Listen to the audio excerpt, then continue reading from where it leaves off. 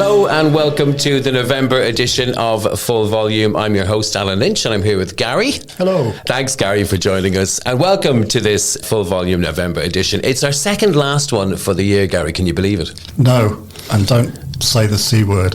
What, Christmas? Yes. Christmas, yes.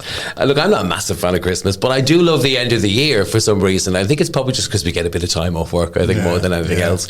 Yes, it is the November edition. We've one more in December. And for next month, we're going to do a very special retrospective for the year and look back at 2025, look at people's highlights, and then also go forward, look into some of the highlights for 2026, because there's so much happening at Central Library in 2026. So we'll get to all of that next month. But for this month, we have a packed episode. I'm going to try and fill as much in as possible. So we'll start in a few moments with my chat with Tynah Matembe. Now, you might remember when she came in to see us about a month ago, she was doing a talk here about her brand new book. Yeah. She is a financial whiz kid, moved here from Africa, has gone through a lot, lost all her money, got it all back, and now writes books about how to make wealth and then to how to maintain it as well. And a really clever girl. She was here talking about her new book, Conquer Your Financial Giants. So we'll hear from Tynah shortly. Plus, Gary speaks to singer-songwriter Cole Stacey about his new album and upcoming gig at Central Library this November. And I also got to go to Z Arts. Now, I know I was banging on about this, but it's such a fun library. Have you been to Z Arts in Hume? No. It is the most fun library. It has an escape room, it has a sort of fun ball room, it has a really colourful library. When you walk in, you're met with this explosion of colour. It's got a theatre, a podcast studio, in fact they have two. Then they have a piano and a rehearsal room. They put on plays all the time. They host all this stuff and different things from around Europe. Honestly, it's a real treasure trove. If you have a kid and you're living in Hume, to have that on your doorstep is absolutely amazing. But I wanted to speak to a chap called Jake, who actually runs a podcast class. So he teaches 8 to 11-year-olds how to make a podcast. Wow. So it's absolutely wonderful. So I wanted to speak with Jake, and he gave us a bit of his time. We'll play out that audio as well. And then finally, I wanted to speak to some of the staff, because you know yourself, well, I'm working here 4 years now, and I have to say I've never worked anywhere where there's been such a diverse range of staff. We have staff from all over the world. I mean, let's see if we can reel them all off. Clearly, there's an Irishman in the building. You're from the UK, but we have Chinese staff. We have staff from France, Ukraine, Spain, Russia, Italy. I mean, the list goes on. America as well, too. Can't forget America.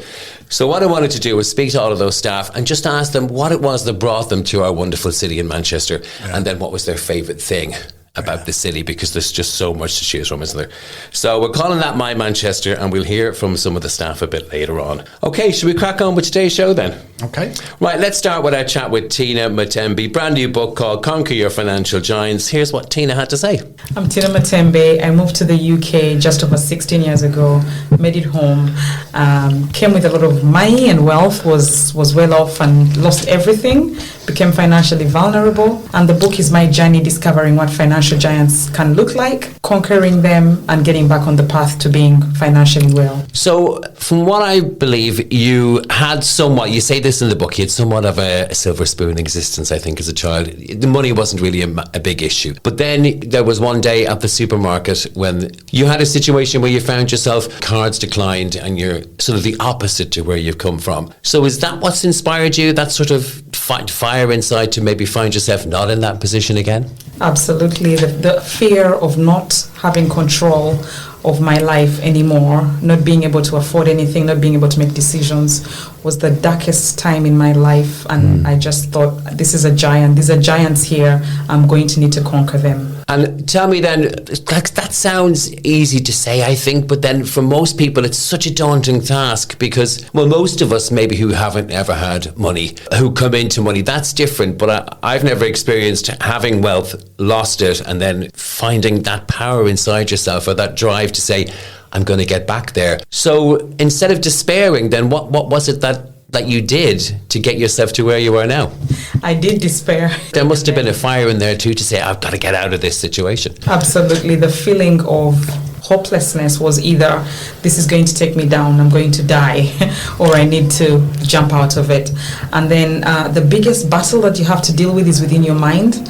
you need to tell yourself, you need to remind yourself of the victories you've had before, and get yourself in a place where, right, we're in fight mode. And I went into fight mode, and I was like, right, it's taking me down. So I'm either going to have to overcome, or it's going to win over me. So what was the first thing you did then? What would you say to somebody who maybe found themselves in that situation where, and maybe even not that situation, just where they're not financially stable and maybe don't necessarily have too much experience of how sort of handle money or maybe how to create wealth in any way? What's the first bit of advice you give to somebody from a mental perspective, I guess, where their head should be before they start on that journey? The first thing you need to convince yourself is, I've got this. The second thing is take stock, because most of the time it's actually not as bad as you think. And even if it is, what I had to say to myself was, it's only upwards from here. I've hit rock bottom. Yeah, that's true. That's true. So taking stock of where you're at and then understanding the nature of the problem takes away some burden, interestingly. So no matter how far in debt you are, just knowing where it's this amount of money that we're in debt. Let's go. Money can be overwhelming, and we've had a bit of a chat about it. You don't even know where to sit on the fence. Should I be looking for more money? Does that make me greedy, or am I better than some, and therefore should I just leave it? But just choose one thing each day. Choose one thing you're going to work towards, and if it means working on that for a month, do that until you get yourself to the next step. I think it's taking baby steps. Taking the small step first and having that small win, and then the next one, and then the next one, until you feel more comfortable with facing your bigger giants. In my case, it was the mindset, So just to judge again then, so having come from relative wealth and you were living in Kampala, is that right? And then you came back to the UK. What age were you then when you came back? 21, 20. 22. I mean, that's so young, Yes. I think, to have to face a responsibility like that, to go from, let's just say, for lack of a better expression, 100 to 0. Yes. What's your relationship with money like now then? Because you've seen both sides, haven't you? You've had the ability to be able to spend and be comfortable. How do you feel about money yourself now? What is your personal relationship with it? I feel like I'm in control, which is such a good place to be. The one thing I have to say is I thank goodness that I went through the season where that blip happened, because otherwise I would have been coasting through life. Yeah. Right now, I'm in the driving seat. I direct money where it goes, but for a season in my life, money was the one that was directing what I was doing with my life. So I'm in a good place, and it's taken time, but I have to say that sometimes you need to sit down with the bad times, and they could be the best blessing that's happened to you.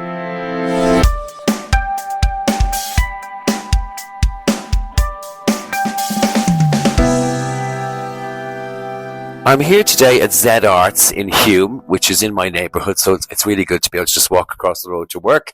But I'm here with Jake, who works at Z Arts. Jake, how are you doing? Yeah, I'm great. It's a sunny day in Manchester. It's really rare, isn't it? Especially this time of year. Not like the weekend when it was pouring down. I'm here today as part of Branch Out. It's great to be here. Firstly, can I just say how amazing this place is? What a fantastic library. It's so full of life. When you walk in the door, you're met with all these colours and the wonderful cafe.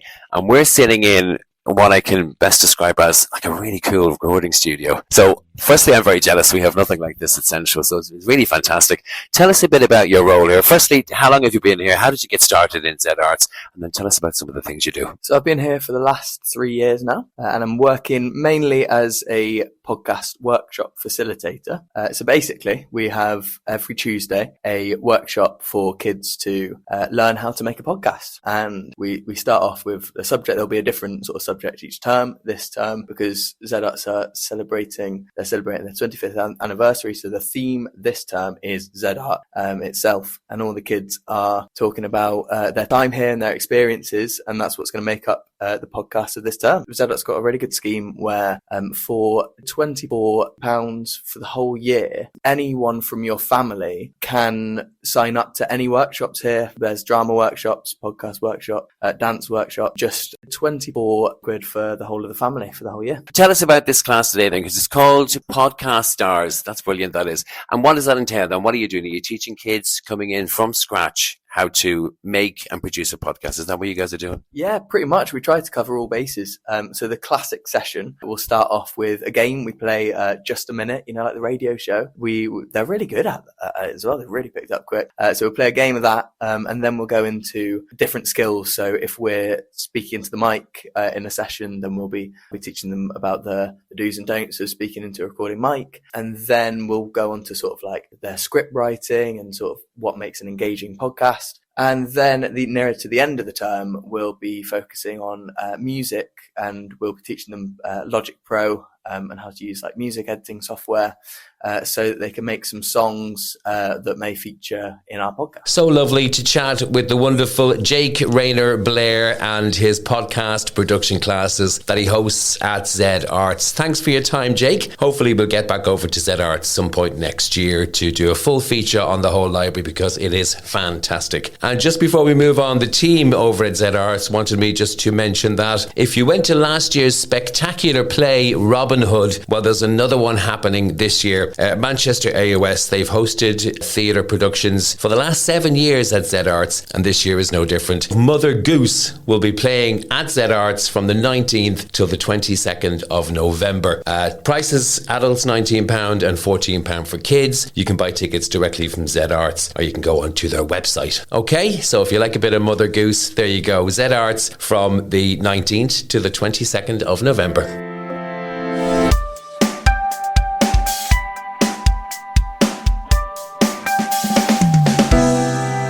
Okay, it's time for Book of the Month, and this month I've invited Liam Cookson over to join us. Now, those with eagle ears will know I spoke to Liam, I think 2 episodes back, about being an apprentice here at the library. Currently doing an archives apprenticeship, but at Wythenshawe Library. Is that right, Liam? That's correct, yeah, based in the forum at Wythenshawe. It's nice to see you again, Liam. Lovely to see you. So you, as well as being an apprenticeship, now as an apprentice rather, we won't go into that because we did touch on it. You're also, surprise, surprise, an avid reader. I am indeed. Yes.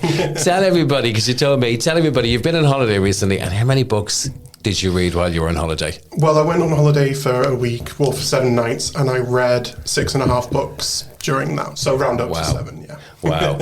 So that is the epitome of a beach holiday read. Beach Exactly, reading yeah. holiday, rather. So on the beach while reading. Now, were you by the beach or by the pool? I was by the pool, yeah. Oh, I hate the beach, I much prefer the pool. Same. We've got this, we're on the same page there. I just saw the sand in your toes and in your towels and everything. I hate it. And all the kids running around. I much prefer the pool. Yeah, much calmer. But, well, listen, thanks very much for coming in. So you're going to read for us a book by Damien Barr, and this one is this new out? Is this a brand new book? This has just come out recently, yes. A brand new book by Damien Barr, and this one is called The Two Roberts. So Yes. take it away, tell us about this book. Yeah, so this is a slightly fictionalised, but based on real life story of 2 artists, both named Robert, from Glasgow in the 1930s, I believe. And you can go and look these people up and read about them. They're very interesting life. But basically, they both came from different backgrounds, but poorer backgrounds, and they both got into art school in Glasgow in the 30s. And they basically grew very close in a relationship, and they kind of pushed each other to, paint and sketch and do their art better. But they also became lovers, which is an amazing thing to read about, especially for the 30s. But yeah, it basically follows their entire life, their artistic career, their relationship through the Second World War, obviously, as well. And it was an amazing book. Are you a romantic at heart? Does that type of book appeal to you then? I mean, it can't have been easy, can it, being lovers in the 30s, particularly same-sex lovers? Exactly. So what is it about that type of story that you're attracted to? Well, I mean, yeah, obviously, reading about queer history, I really enjoy. I think it's really important to know about your history. I think as well, because the research that the author did kind of looks into the underground scene as well at the time. So in Glasgow, they go to a certain pub, which is very queer-friendly, and people can be themselves. And the people they meet are all kind of based on, well, most of them are all based on figures in history as well, which is really, really cool.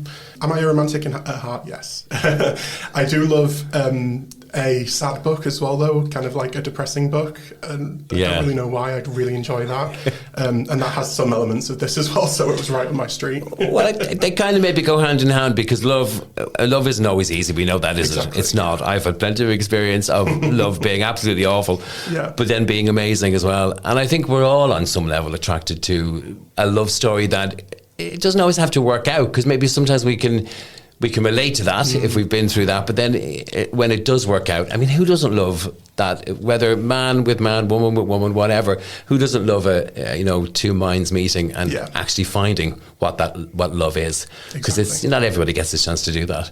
Absolutely. So in the book, then, do we see them grow up? Do we hear about them growing up, and what happens ultimately? Without giving too much away, I mean, is it a happy ending? Is that giving too much away? It might be giving too much away, but let me try and say in a spoiler-free way. But yeah, we meet them as teenagers. We go to art school with them as teenagers, and then we follow them as their careers and, like I said, their relationship progresses.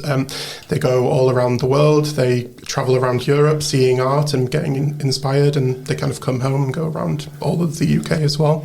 But yeah, I think it's a very hopeful book. I feel that way a lot of times when I read historical stories about queer people, actually, because you finally give them the representation that they didn't have, and the books would not have been able to be published about these kinds of stories back then. So it's definitely ultimately hopeful, but it's got a lot of love and a lot of sadness in there as well. Yeah. Oh, well, listen, Liam, I really appreciate your review. Thank you very much. You're going to be coming back to do this for us quite regularly. I will be, and I'm looking forward to it. Really, really appreciate that. And what I always ask everybody who reviews a book for us, give us a star rating then out of 5. What are you giving this one? Out of 5, it's a 5 out of 5 for me. I would go so far to say a 6 out of 5. I do have my own rating system where books I truly love get a 6 out of 5 stars, so I would say a 6 out of 5 as well. I mean, mathematically, we're getting into murky waters here, and I'm not really great at maths, but I know that one doesn't add up. But I get it. I remember when they first invented 6-star hotels, I was like, hang on, it's getting out of control. So a 6-star rating this month. Sure. Well, listen, thank you very much, Liam. And that book called The Two Roberts is available to borrow here from Central Library. Thanks again, Liam. See you soon. Thank you. Bye.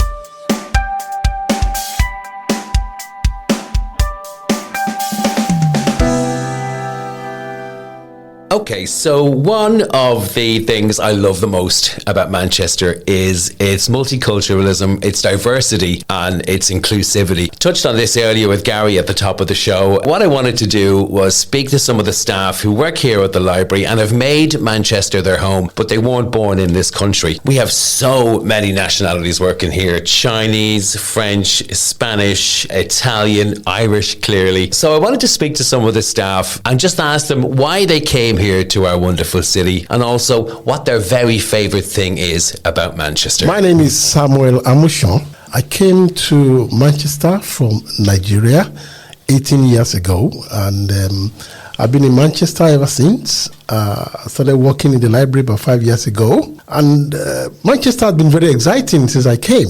And what I find interesting about Manchester, what brought me here, first of all, my friend. My friend was here, and then he was the best man at my wedding some 32 years ago. So that was the pool. So he brought me here and gave me a very soft landing here. And it's been very nice. I've done a lot of things here with my family here and my children. And the thing that I've enjoyed most about Manchester is the diversity and the multicultural nature of the city. I know you get to enjoy several different kind of food, different kind of exposure to different kind of materials, and music, I must say. I've enjoyed several kinds of music in Manchester because I've visited a lot of music venues, and it's a very rich city when it comes to music. Hi, I'm Clarissa. I'm a library assistant at Manchester Central. I came to Manchester because I wanted to pursue a master's degree in libraries, actually, and I ended up meeting my husband here. He used to work here. He doesn't anymore, but that's why I decided to stay.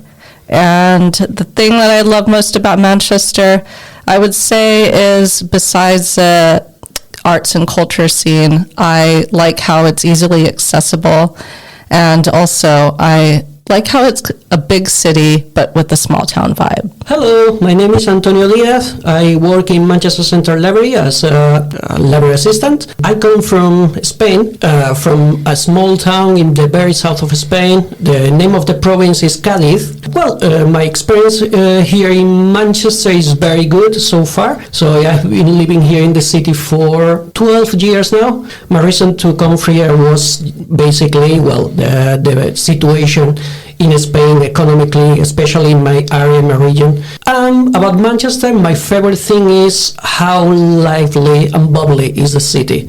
It's a university place, so it's full of young people who brings joyful and many different activities also to do in the city, and the size of the city is very good for getting everything according to transports or just walking. Hi, I'm Violaine. I'm a neighborhood engagement and delivery officer at Didsbury Library. I came to Manchester about 20 years ago out of love, really, for my lovely partner's career. We were both French and we stayed in the city because we loved it. So what I love about Manchester is how easy it is to meet people all the time. It is such a small city, and I found that Mancunians are incredibly approachable and friendly, which was a shock to my system when I came in because I'm from Paris and we have nothing like that.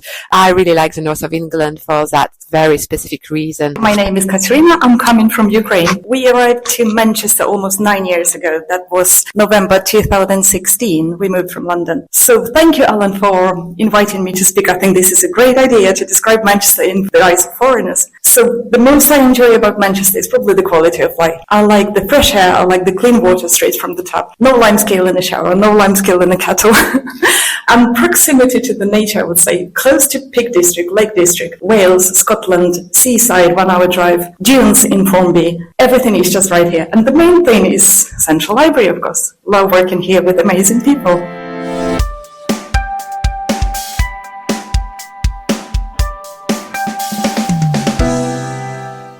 And next up, ahead of his gig at Central Library, folk artist Cole Stacey spoke to our very own Gary Parkinson about his upcoming gig. We're here with singer-songwriter Cole Stacey. Hi, Cole. Hi, Gary. How you doing? Good, thank you. Really excited to talk to you. You're here firstly because you've got a brand new album for your first solo album, and also because you're doing a tour to promote that album, and one of your gigs is here at Manchester Central Library. So first of all, tell us a bit about the album, and then tell us why you've chosen a library as one of your venues.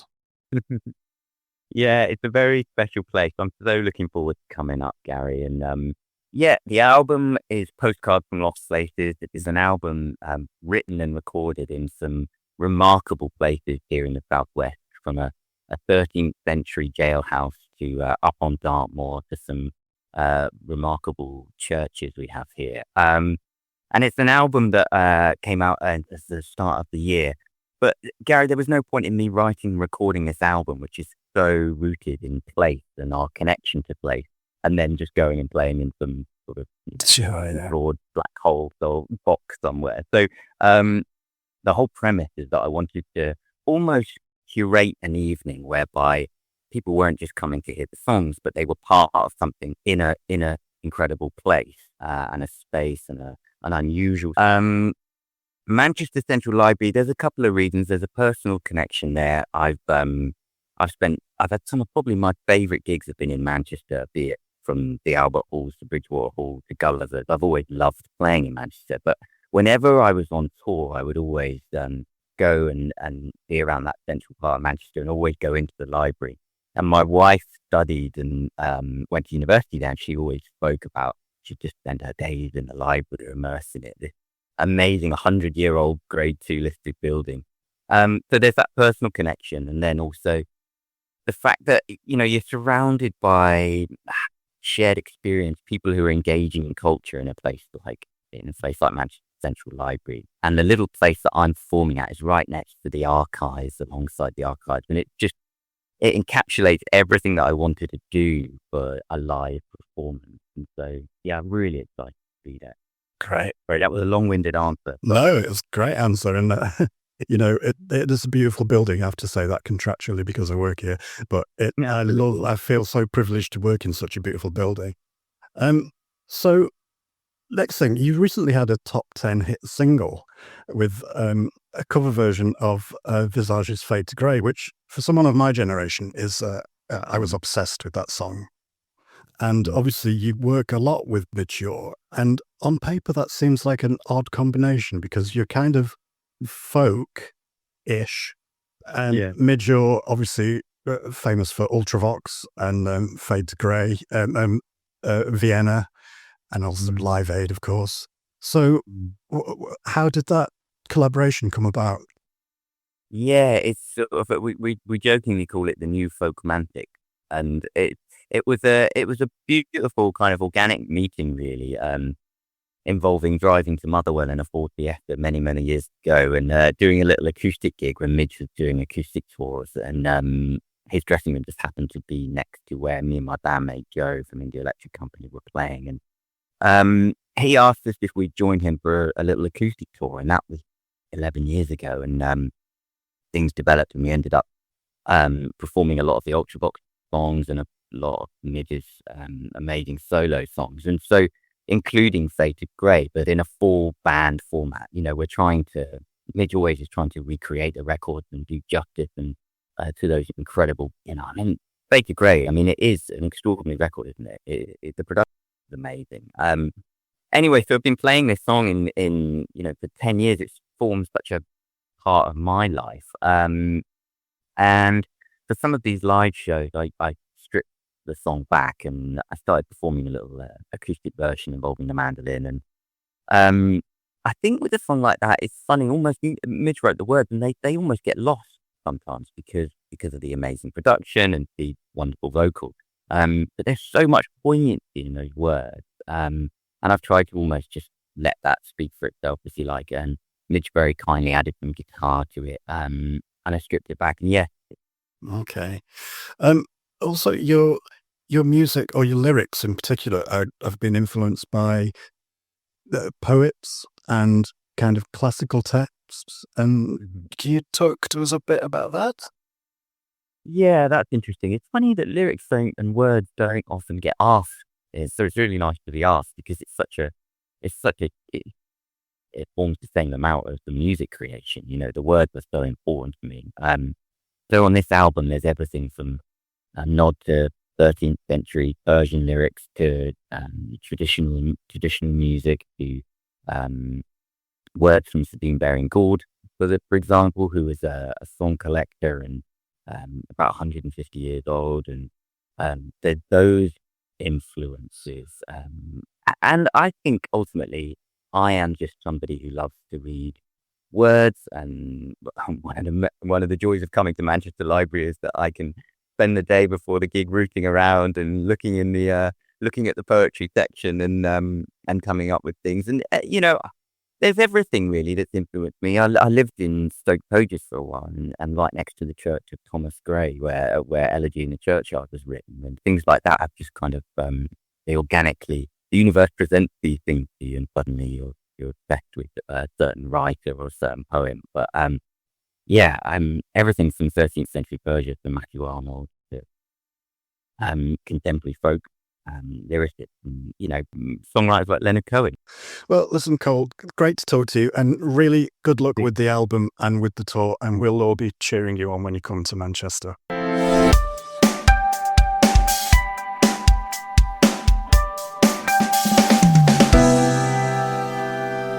Well, that just about wraps that up for this month, November's full volume. Thank you very much for joining us. And thank you if you've listened to any of our podcasts over the last 11 months or so. We are fast approaching our first birthday, Gary. We're going to be one on the 1st of January. And are we having cake? Well, I think so. Good. And we're hoping you'll bring some in. Yeah. Yeah, lots of cake, please. Actually, there's a new donut shop just up. Just been reading about it on the Manc website. I do like a donut. In the Northern Quarter. They look amazing. So you can take me for some donuts to celebrate our first birthday. But thanks to anyone who got involved over the past year, and we will be celebrating our birthday when we get to the new year. But for now, let's wrap things up then with what's happening across Central Library and the branches over the next month. Let's start with this one on the 10th of November and running till the 13th of November. It is the Manchester Animation Festival 2025. Join us here at Central Library for the UK's largest animation festival dedicated to celebrating the animated art form. And the festival brings together the UK's biggest animation hubs together with the international community to delight in all things animated. And they'll also have exclusive talks and signings with the MAF Book Club as well. For more information, go to Manchester Animation Festival 2025 on Google or wherever you go and do your thing, whether you use Bing or whatever. And again, that is running from the 10th until the 13th of November here at Central Library. Okay, and then next up on the 22nd of November, we've got Electronic Sound Past, Present and Future, a celebration of Delia Derbyshire Day 2025. Now, this is the 10th anniversary of Delia Derbyshire Day, and she was the woman she didn't write the theme tune to Doctor Who, but she created it. Electronically. So she's a bit of a hero of mine. She was a giant in the BBC radiophonic workshop. She did lots of pioneering work. Yeah. So this is a celebration of her work, Delia Derbyshire Day, and it's, as I say, it's the 10th anniversary, and that's free again, so just drop in. Anybody who was involved with Doctor Who ends up having such longevity with that Who-universe, is that what they call it? I don't know how to say these things. You're a Whovian, you're a bit of a Whovian, aren't you, I think? But I've watched it almost since the start. I wasn't quite born then, but it is wonderful to see, though, the passion that these fans have for a show like Doctor Who. There's very few shows, I think, that instill that real, I almost call it like passion rage, where it's like they just love it so much. Fanaticism. Yeah. There's only a very few shows who do that, and Doctor Who is definitely one of those. So if you're a fan on any level, come in and check that out. Let me just do a shout out to the people at Didsbury. I was over there last week at Via Lane and Dale. Lovely crew working over there. They wanted me to do a little shout out for an Elizabeth Gaskell exhibition that they're going to be hosting from the 11th of November running through till January. Basically, the exhibition will describe the journey of 3 young female authors, all local to Manchester, and who have never read Gaskell before. So they've been offered a writing residency at the house, and they're going to be presenting their projects and pieces of their writing and how it all relates back to Elizabeth Gaskell. Nice, yeah. So if you're a fan of Elizabeth Gaskell, that's running from the 11th of November right through till January, and that's going to be at Didsbury Library. Great. Okay, well, listen, that's about it for November. Thank you very much, everybody, for tuning in. Like I said, next month we're going to have a look back at 2025 because, well, it's been a great year for the podcast, right? We never thought we'd get it off the ground. Exactly. Here we are coming up on episode 12. Really looking forward to what happens next year. But before we do that, we'll have a little look back at 2025.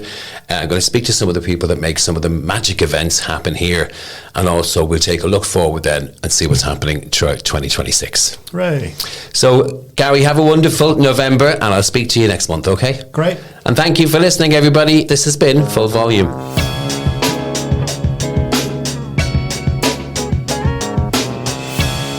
Hello, my name is Brendan O'Shea and I'm the Chair of Manchester Libraries Trust. If you've enjoyed listening to this episode and would like to support all the great activities taking place in Manchester Libraries, it's really easy to make a donation to Manchester Libraries Trust, the charity that supports lots of cultural, educational and archival activities. Just visit www.librarylive.co.uk or www.manchesterlibrarytrust.org and hit the donation button.